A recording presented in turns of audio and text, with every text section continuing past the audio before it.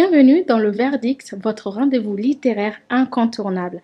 Découvrez, débattez et laissez-vous transporter par des œuvres qui enrichissent l'esprit et stimulent l'imaginaire. Aujourd'hui, plongeons dans une œuvre captivante, une pièce de théâtre qui bouscule les idées reçues et reflète les réalités de notre société. Le Prof Kata, une pièce de théâtre publiée en 2024 chez Sawa Éditions. Bien plus qu'une simple pièce de théâtre, c'est un miroir tendu à la problématique liée à l'éducation, aux crises sociopolitiques et à la gestion du pouvoir. Le Prof Kata de l'auteur talentueux, M. Nigiri Innocent Diarra, poète, romancier et dramaturge malien, connu pour son écriture engagée et profonde. Avec un parcours impressionnant allant de l'enseignement à la littérature, il utilise sa plume pour explorer les thématiques sociétales fortes. Notre écrivain est auteur de 3 livres dont un recueil de poèmes intitulé Au seuil du désespoir, publié en 2021 chez Innov Éditions, un roman intitulé Awini ou L'envie et la haine d'être mère, publié en 2022 chez La Sahélienne, mais aussi co-auteur du recueil et poème intitulé Poème à un jeune soldat inconnu, publié en 2020 par Coris Livre. Nous avons comme invité l'auteur du livre, M. Nigiri Innocent Diarra. Merci d'avoir accepté notre invitation. Bonsoir madame, merci beaucoup, c'est moi qui vous remercie. À ma gauche, nous avons Belko Dede Dial et Yacouba Sanogo. Merci de votre présence. Merci beaucoup. Alors, première question. Selon vous, quel message principal l'auteur souhaite-t-il transmettre à travers les personnages et les situations décrites dans le Prof Kata? Bonsoir, je suis Belko Dede Dial. Merci pour la question, elle est très pertinente. Moi, je pense réellement que l'auteur essaie de transmettre le message de l'éducation. Dans ce livre, il aborde les questions de l'éducation, de l'actualité politique en Afrique et plus précisément dans les pays de l'Afrique de l'Ouest qui impactent le droit fondamental des enfants, notamment le droit à l'éducation. Alors l'auteur essaie de nous faire savoir, nous les lecteurs, que l'éducation est très essentielle dans la vie de l'homme. C'est pour cela que même Nelson Mandela affirme que l'éducation est l'arme la plus puissante que l'on puisse utiliser pour changer le monde. Monsieur Sanogo? Bonsoir, je suis Yacouba Sanogo, je suis étudiant en licence 3 en écotourisme à l'UG. Merci beaucoup pour l'invitation, la question est très pertinente. Moi, je pense que l'auteur est en train de nous faire comprendre à travers cette pièce de théâtre, bien sûr, la question de la mauvaise gouvernance à travers l'éducation, bien sûr. Nos dirigeants, comment la question de l'éducation est vue dans nos différents pays, surtout de l'Afrique de l'Ouest. Comment les étudiants, à travers les grèves, les professeurs, à travers les grèves, les gouvernants jusqu'au président, comment cette question de grève est vue, ou dois-je dire cette question de mauvaise gouvernance est vue, et comment elle est étudiée dans nos différents pays, surtout en Afrique de l'Ouest. Il tente de répondre à ces différentes problématiques auxquelles la société fait face dans cette pièce de théâtre. Je vous remercie. Bien. Nous allons passer à la seconde question. Comment la pièce reflète-t-elle les défis actuels liés à l'éducation et à la gestion du pouvoir en Afrique de l'Ouest? La pièce de théâtre reflète ces réalités à travers nos organisations. D'abord, la première organisation, ça c'est l'AIM, dont il fait cas, qui était devenu une couteau à double tranchant. Je vais dire un couteau à double tranchant qui ne servait plus la cause noble des étudiants et les élèves, mais qui servait de passerelle pour les hommes au pouvoir.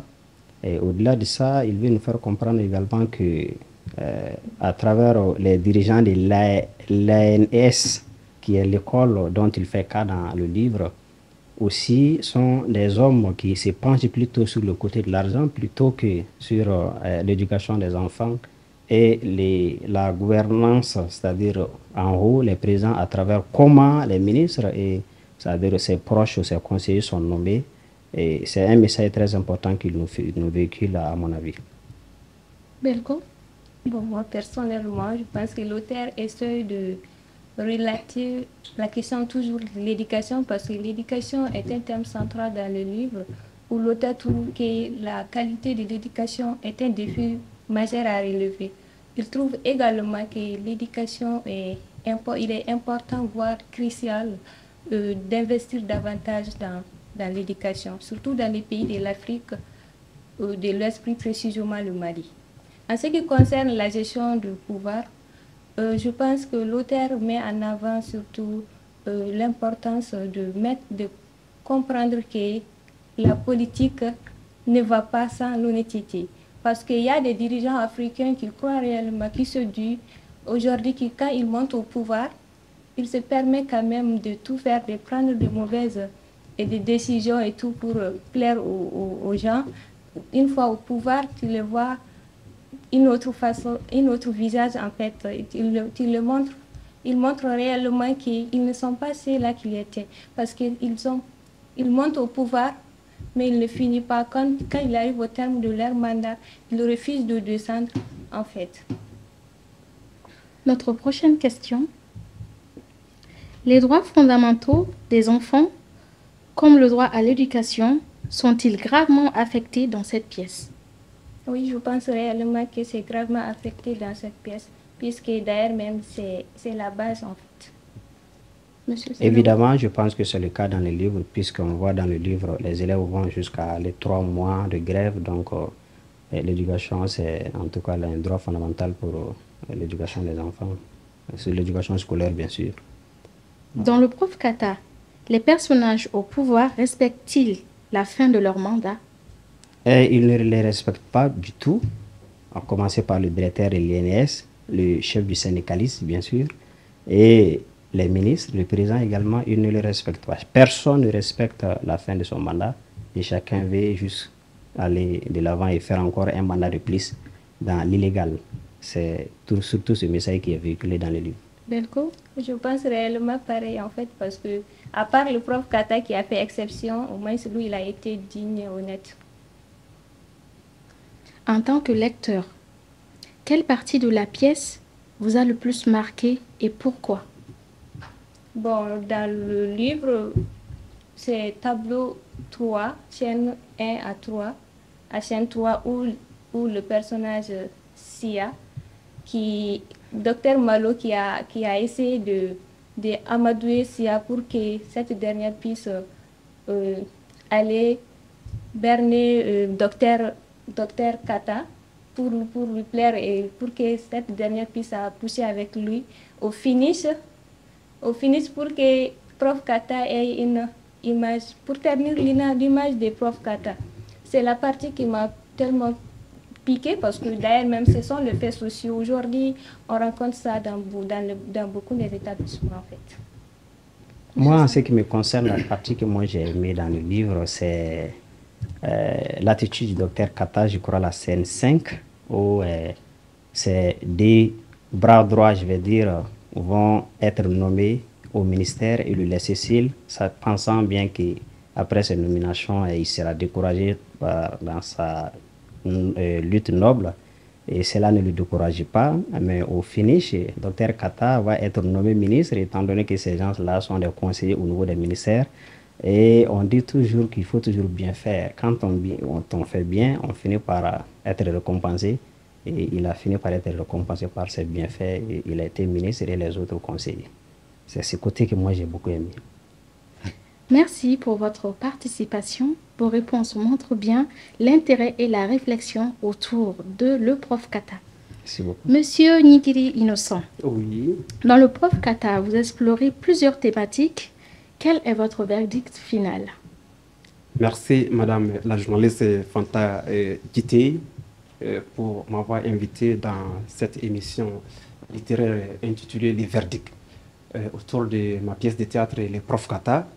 Et avant de donner mon verdict de ce que les invités Yacouba Sanogo et Dédé Belko Dial ont dit, et je voudrais d'abord les remercier pour avoir accepté l'invitation et les encourager et surtout pour prospérer dans les études, il faut être cultivé. Et je pense qu'ils sont sur cette voie. Et maintenant, venons-en au verdict.